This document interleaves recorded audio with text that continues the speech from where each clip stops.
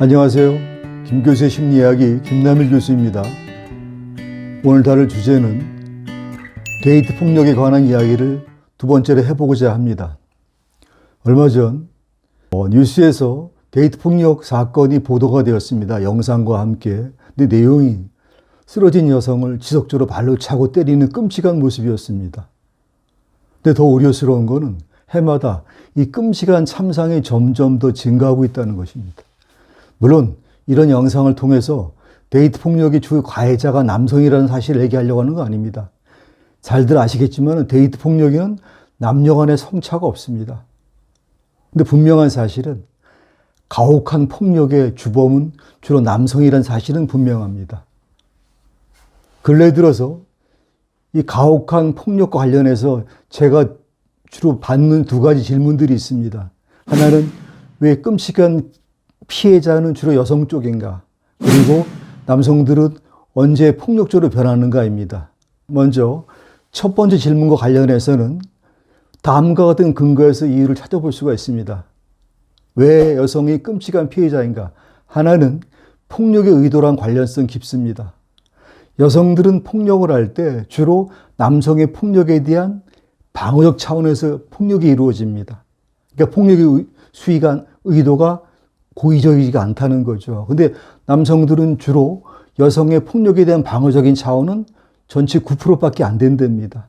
주로 목적은 상대의 통제, 제압, 해코지 이런 데 목적이 있다는 것이요. 두 번째 이유는 폭력의 수위에서 찾아볼 수가 있습니다. 데이트 폭력을 당한 여성들의 절대 다수가 남성이 폭력을 행사할 때마다 생명의 위협을 느낄 정도로 아주 무서움을 느낀다는 겁니다. 근데 데이트 폭력을 당했던 남성들은 여성의 폭력에 위협성을 느낀다는 경우는 전체 6%밖에 안 됩니다. 그 정도로 남성의 폭력 수위가 굉장히 공격적임을 알 수가 있습니다. 따라서 여성이 주로 피해자가 되는 것은, 심각한 피해자가 되는 것은 남성의 데이트 폭력의 주된 의도가 어떻게 합니까? 통제, 제압, 해코지의 목적이 있었던 겁니다. 그 다음에 두 번째 질문에 대한 답을 한번 해보겠습니다. 남자가 언제 또는 왜 폭력적으로 변하는가에 대해서는요, 물론 정확한 답은 아니지만 데이트 폭력이 일어나는 상황을 잘 보면 알 수가 있습니다. 보통 데이트 폭력이 발생할 때는 의존, 그죠? 서로 의존을 합니다. 의존이 깊을수록 욕구 불만이 심해집니다. 욕구 불만이 높을수록 서로 갈등, 즉 싸우기 시작합니다. 싸움이 반복할수록 흥분이 누적이 되는 거예요. 흥분이 누적이 돼서 결국은 뭘로 넘어갑니까? 분노나 적개심으로 변질이 됩니다. 그 순간에 폭력이 발생하게 되는 거죠. 이러한 사실은 폭력의 시발점이 의존이라는 것입니다. 아울러 남성의 폭력 수위가 높다는 것은 남성이 이성 관계에서 보다 더 관계에 의존적, 즉 관계에도 매몰되어 있다는 것입니다. 그래서 이 의존 욕구가 해소가 안 될 때 폭력적으로 바뀐다고 할 수가 있습니다. 그러면 남자가 이성 관계에서 어느 정도나 보다 더 의존적인지를 한번 예를 들어 보겠습니다. 그 근거를 첫 번째가 문화적인 맥락에서 찾아볼 수가 있습니다. 우리는 보통 여성이 보다 의존적이라 바라보는데 문화적인 시각은 다릅니다. 여성들은 태생적으로 돌봄 능력이 있습니다.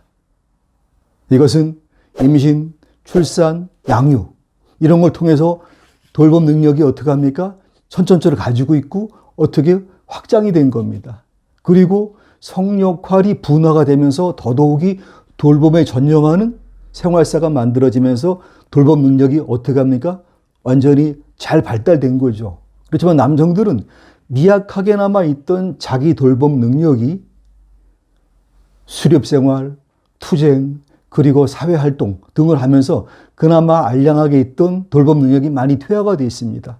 그래서 남성들은 생존을 위해서는 여성의 돌봄이 필요하고 여성의 돌봄을 얻기 위해서 남자들은 힘과 능력, 권력 이런 걸 치중하는 삶을 살아왔다는 것이 문화적인 시각입니다. 하나 더 가서 남성이 보다 의존적이라는 사실은 생활사에서도 볼 수가 있습니다. 특히 남성이 여성한테 화를 내는 모습 보면 특히 잘 드러납니다. 예를 들어서 남성이 주로 화를 낼 때 보면 참 사소한 것에 화를 잘 냅니다. 밥을 안 해줘서, 퇴근하고 왔더니 아내가 없어서, 잠자리를 거부해서, 전화를 했더니 안 받아서, 주로 등등등 이런 이유로 주로 화를 잘 냅니다. 남성들이요. 이게 뭘 얘기합니까? 이 정도로 사소한 것에 화를 잘 낸다는 것은 그만큼 남녀 관계에서 남성이 보다 많이 의존되어 있음을 얘기하는 겁니다. 이 외에도 데이트를 하다 이별이 오면은 스토커로 변신한 사람들은 거의 다가 남성들입니다. 뭘 시사합니까? 남자가 그만큼 이성 관계에서 보다 매몰되어 있음을 얘기하는 겁니다. 그러면 이 여성한테 보다 의존된 남성이 언제 폭력적으로 바뀌는가를 한번 소개해 보겠습니다. 이와 관련해서는 심리학에서는 보통 세 가지 상황을 예를 듭니다. 하나는 욕구 좌절이 유발된 상황입니다. 이를테면 여성이 요구사항을 따르지 않을 때, 통제를 따르지 않을 때, 특히 여성이 이별을 구할 때, 이때 폭력적으로 바뀌는 겁니다. 또 하나의 상황은 좌절은 좌절인데 좌절이 고의적으로 온 상황이 되는 겁니다. 얼마 전 이별을 구한 여자친구를 5시간 동안 납치를 해갖고 어떻게 난동을 피운 사건이 있었습니다. 이유를 알고 보니까 여자친구가 새로운 남자친구를 사귀면서 자기를 일부러 고의로 버린 걸 남자친구가 알게 된 겁니다. 이렇게 의도적인 좌절은요, 특히 참상을 갖고 옵니다. 왜냐하면 적개심이라는 것이 개입이 되기 때문에 그렇습니다. 적개심이 뭔지 아시죠? 적을 대하는 마음으로 날 버린 여자친구를 어떻게 합니까? 없어져야 될 왼수로 취급하는 겁니다. 그다음 마지막으로 또 하나의 상황은 흥분이 누적이 된 장면이 되는 겁니다. 이성 친구랑 여자친구랑 지속적으로 다툼을 하면서 흥분이 누적이 된 겁니다. 특히 그러면서 흥분이 누적된 상황에서 이성 친구의 뭐를 건드냐면 자존심, 무시, 무능감을 건드리는 거죠. 이때 상당수의 데이트가 폭력으로 결말을 맺게 되는 겁니다. 근데 물론 이런 장면이 된다고 해서 모든 남성들이 다 폭력적으로 바뀌는 건 아닙니다. 그래서 우리가 주목을 해야 될 장면은 이런 장면에서 병적인 반응을 보이는 남성이 있다는 것이죠. 이것이 누구냐면 어린 시절부터 상처가 내재화된 심리학에서 말하는 애착장애인 남성들입니다. 이 애착장애인 남성들은 사랑을 할 때 병적인 사랑을 합니다. 그래서 자기의 욕심을 보상받기 위해서, 상처를 보상받기 위해서 이성 친구한테 병적 의존을 합니다. 그리고 통제, 조종을 통해서 욕구를 채우려고 하고 그 욕구가 잘 채우지 않을 때 폭력과 같은 병적인 반응을 보이는 것입니다. 이 애착장애와 이 병적인 폭력 중에서 특히 그 중심에 누가 있냐면 경계선 인격 장애가 있습니다. 경계가 뭔지 아시죠? 이들은 성격이 정상과 비정상의 경계에 있다는 것입니다. 그래서 평상시 멀쩡하다가도 화가 나면 엄청 폭발적이라는 겁니다. 그래서 모든 폭력의 중심에는, 특히 데이트 폭력의 중심에는 이들이 있다고 바라보는 것이 옳을 겁니다. 요거는 제가 나중에 따로 시간을 내서 강의 말씀을 드려보겠습니다. 지금까지 이 가혹한 데이트 폭력의 원인에 대해서 한번 접근을 해보았습니다. 그러면 원인이 밝혀졌으면 당연히 마땅한 대응책이 있어야 되겠죠. 근데 해석하기도 마땅한 대응책이 별로 없습니다. 왜냐하면 가해자들은 이미 성격이 굳어질 대로 굳어진 케이스입니다. 바꾸기가 어려운 거죠. 다만 이런 병적인 데이트를 하는 사람들의 사랑의 패턴을 보게 되면 문제점들이 몇 군데가 있습니다. 그거를 시정한다면 혹시 막을 쓸지 몰라서 제안을 한번 해보겠습니다. 첫 번째 제안은요, 이 데이트를 할 때 사랑이라는 이름으로 취하는 가학적인 태도나 이 피학적인 태도를 바꿔야 된다는 것입니다. 이 말은 무슨 말입니까? 병적인 사랑하는 사람들은 사랑이라는 이름으로 상대에 대해서 가학이나 피학의 모습을 보인다는 겁니다. 근데 사랑은 존중과 배려입니다. 근데 가학이나 피학 어느 구석에도 존중과 배려가 없기 때문이라는 겁니다. 특히 우선 먼저 바뀌어야 될 것이 가학적인 태도입니다. 이 가학적인 태도의 소유자들은 I am okay를 바탕으로 시시비비를 따지길 좋아하고 늘 문제가 생기면 상대방 탓을 하기 좋아하고 그리고 늘 지적질을 해서 상대방을 바꿔놓으려고 합니다. 한마디로 상대방을 달달 볶아요. 상대방이 얼마나 힘들겠습니까? 근데 이들은 몰라요. 왜? 공감력도 없기 때문이라는 겁니다. 그래서 건강한 사랑을 하려면 이 태도를 바꿔야 됩니다. 우선 상대에 대한 존중감부터 가져야 됩니다. 아울러서 시시비비를 따지면 따질수록 행복은 물 건너간다는 사실도 알아야 되고 지적질을 통해서는 다 큰 성인이 바뀌지 않는다는 사실도 알아야 된다는 것입니다. 그리고 특히 무엇보다도 지적질 당하는 사람보다 지적질 하는 내가 훨씬 더 괴롭고 힘들다는 이 괴상망측한 자기중심적인 궤변부터 벗어나야만 여기서 나올 수 있는 희망이 보인다는 것입니다. 다음으로 바뀌어야 될 사람은 피학적인 태도입니다. 이들은 I am not okay를 바탕으로 가학적인 사람들의 이런 가학을 참아주고 받아줍니다. 사랑이라는 이름으로. 그리고 뭐를 기대하는 거예요? 내가 이렇게 너를 참아주고 이해해줬으니까 네가 언젠가 날 사랑할 거야 라고 사랑을 구걸을 하고 앉아있다는 것입니다. 그래서 역시 이들도 바뀌어야 됩니다. 무엇보다 먼저 필요한 것은 자기를 사랑하는 마음부터 가져야 됩니다.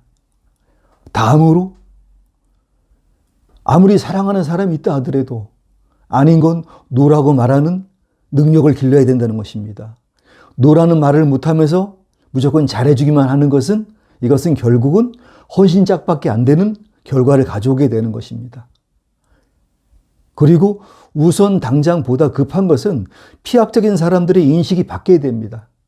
이 사람들은 내가 상대방의 말을 수용해 주면서 자기를 이타적인 사람으로 착각을 합니다. 근데 나는 이타적인 사람이 아니고 상대에 이용당하는 어리석은 사람이라는 것을 최소한 가학적인 사람과의 관계에서만큼은 이 사실을 먼저 인정부터 해야 된다는 것입니다. 두 번째로 제안하고 싶은 것은 이 병적인 커플들은 늘 붙어 있습니다.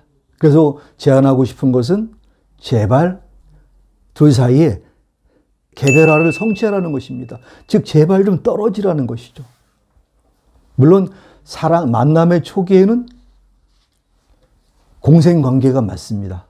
그렇지만은 만났는지 어느 정도가 되면 제발 좀 떨어져야 되는 겁니다. 그리고 자기만의 세계로 돌아와서 사랑 말고 다른 곳에 투자를 해야 되는 겁니다. 왜냐하면 인생은 사람만 중요한 게 아니고 사랑만큼 중요한 게 몇 개 더 있기 때문입니다. 그래서 사랑만큼 중요한 것을 관리를 해야만이 결국은 내가 원하는 사랑이 지켜지기 때문이라는 겁니다. 그래서 혹시 지금 사랑하는 커플들이 있다면 한번 돌아봐야 됩니다. 우리 사랑은 건강할까? 제가 참고로 건강한 사랑의 증거를 2개만 소개해 보겠습니다. 하나는 나는 너를 만나기 전보다 만난 지금보다 발전했는가? 또 하나는 나는 지금 사랑 말고 사랑만큼 소중한 것을 사랑만큼 열심히 관리하고 있는가입니다. 근데 분명한 사실은 이 병적인 사랑하는 커플들은 둘 중에 어느 것도 충족을 못 시킨다는 것입니다. 만약에 이 말이 맞다면 자기들의 사랑을 돌아봐야 됩니다. 그리고 이성 친구한테 제안을 해야 됩니다. 우리 일주일에 한 번씩만 만나. 만일 한 번씩 만나자 그랬는데 그게 무슨 사랑이야 라고 반문을 한다면 이 말을 수용하지 않다면 그 사람은 건강한 사랑할 능력이 아직은 없음을 어떻게 합니까? 의심해야 되는 겁니다. 이 정보를 무시하면 안 된다는 것입니다.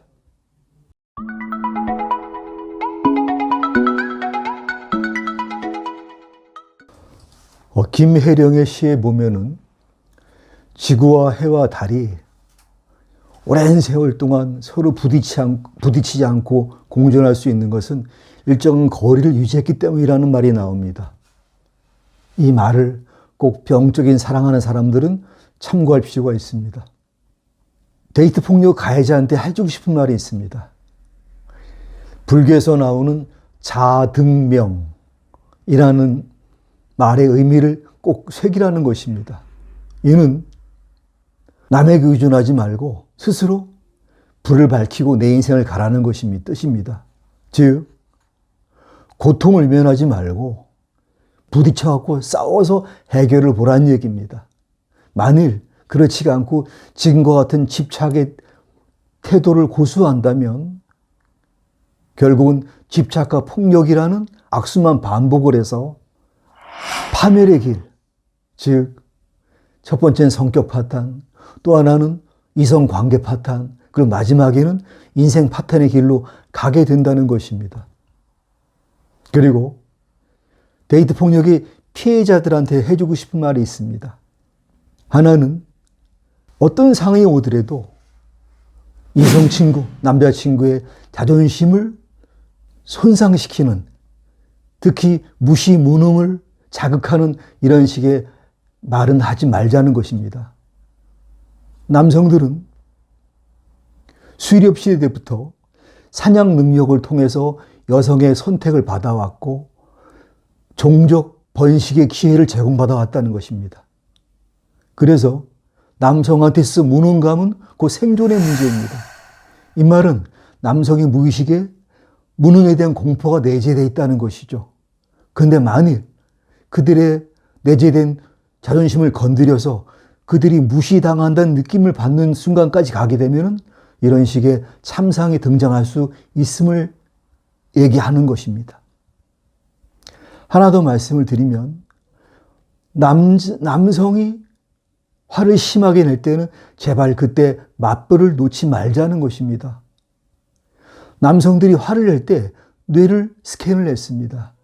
그랬더니 이성을 담당하는 전두엽은 비활성화, 작동이 거의 안 된다는 것입니다. 그리고 어디가 활성화되냐면 공격성을 담당하는 아미그달라라는 편도체계 과잉 활성화되는 거죠. 이 말은 무슨 말입니까? 남자들은 화가 나면 배는 게 없다는 겁니다. 물론 개인 차이는 있겠지만요. 그럼 누가 이런 말 합니다. 왜 그런 말을 여성한테 하냐고. 가해자인 남성이 바뀌어야 되는 거 아닙니까? 라고 얘기하는데 이미 상처가 많은 병적인 사랑하는 남성들은 성장 과정 내내 이런 상처가 안으로 들어와서 체화, 내 몸의 일부가 된 겁니다. 이제 바뀌기가 어렵다는 것입니다. 그래서 제가 이 말씀을 드리는 것은 보다 좀 지혜롭게 대처하라는 의미에서, 그래서 피해를 좀 최소화시켜보자는 의미에서 말씀을 드린다고 생각하시면 감사하겠습니다. 이런 주제를 택하게 된 것은 영상 속에 비친 그 모습이 너무나 끔찍해서, 그리고 해마다 이런 끔찍한 사건들이 급증한다는 사실에 너무 우려스러워서 이런 주제를 한번 다뤄봤습니다. 그리고 남성을 가해자로 몰기 위해서, 가해자로 지목하기 위해서 이런 식의 주제를 택했다는 건 절대로 아니라는 사실을 이해를 부탁드리면서, 그리고 가장 중요한 건 우리 모두 한번 돌아보자는 의미에서 이런 강의를 했다고 이해해 주시면 감사하겠습니다. 여러분의 지식이 확장이 되기를 바라면서 이상 제 강의를 마치겠습니다. 감사합니다.